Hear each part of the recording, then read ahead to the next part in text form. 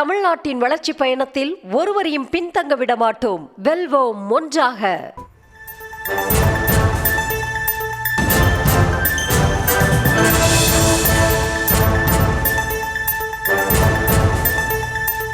தற்போதைய அன்னை செய்தி. உறுதியளிக்கப்பட்ட ஓய்வூதிய திட்டம் தொடர்பாக இபிஎஸ் எழுப்பிய கேள்விக்கு சண்முகம் பதிலளி தந்திருக்கிறார். அந்த காட்சிகளை நாம் பார்த்து வருகிறோம். விவரங்களை நம்முடைய செய்தியாளர் லதா வழங்க நாம் கேட்கலாம். லதா, சிபிஎம் மாநில செயலர் சண்முகம் என்னென்ன விஷயங்களை இதுல குறிப்பிட்டிருக்கிறார்? வணக்கம். உறுதியளிக்கப்பட்ட ஓய்வூதிய திட்டத்தை ஏமாற்று வேலை. அரசு ஊழியர்களை திமுக அரசு இதன் மூலம் ஏமாற்றுகிறது. அவர்கள் கொடுத்த வாக்குறுதி என்பது பழைய ஓய்வூதிய திட்டத்தை கொண்டு வருவதுதான்.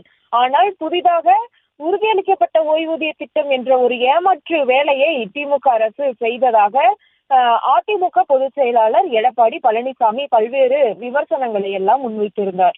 இப்படி இவர் வைத்திருந்த விமர்சனங்களை குறிப்பிட்டிருக்கக்கூடிய மார்க்சிஸ்ட் கம்யூனிஸ்ட் கட்சியின் மாநில செயலாளர் சண்முகம் இபிஎஸ்க்கு பதிலடி கொடுத்திருக்கிறார். அந்த வகையில அவர் வெளியிட்டிருக்கக்கூடிய அந்த பதிவில் எடப்பாடி பழனிசாமி அவர்கள் திமுக அரசு பழைய ஓய்வூதிய திட்டம் வழங்குவதாக கூறி அரசு ஊழியர்களை ஏமாற்றி விட்டதாக கூறியுள்ளார்.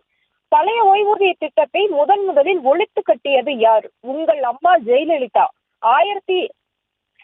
1/4/2003 இது நடந்ததாக அவர் குறிப்பிட்டிருக்கிறார். பிறகு நீங்கள் முதலமைச்சராக பதவியில் இருந்த போது ஏன் மீண்டும் பழைய ஓய்வூதிய திட்டத்தை கொண்டு வரவில்லை என்றும் இபிஎஸ்ஐ நோக்கி சண்முகம் கேள்வி எழுப்பியிருக்கிறார். மேலும் தற்போது வெளியிட்டுள்ள அறிக்கையிலாவது அதிமுக ஆட்சிக்கு வந்தால் பழைய ஓய்வூதிய திட்டத்தை அமல்படுத்துவோம் என்று ஏன் கூறவில்லை என்றும், குறை சொல்ல மட்டும்தான் உங்களால் முடியுமே தவிர நிறைவேற்ற உங்களால் முடியாது என்றும் சண்முகம் குறிப்பிட்டிருக்கிறார். மேலும் 10% ஊழியர் பங்களிப்பு என்பதை தவிர உங்களால் தற்போது தமிழக அரசால் அறிவிக்கப்பட்டுள்ள உறுதியளிக்கப்பட்ட ஓய்வூதிய திட்டத்தில் வேறு எதை குறை கூற முடியும் என்றும், நாடு முழுவதும் பழைய ஓய்வூதிய திட்டத்தை ஒழித்து கட்டிய பிஜேபியோடு கூட்டணி சேர்ந்துள்ள உங்களுக்கு அது குறித்து பேச எந்த தார்மீக உரிமையும் இல்லை என்று இபிஎஸ்ஐ கடுமையாக சாடி அந்த பதிவை வெளியிட்டிருக்கிறார்.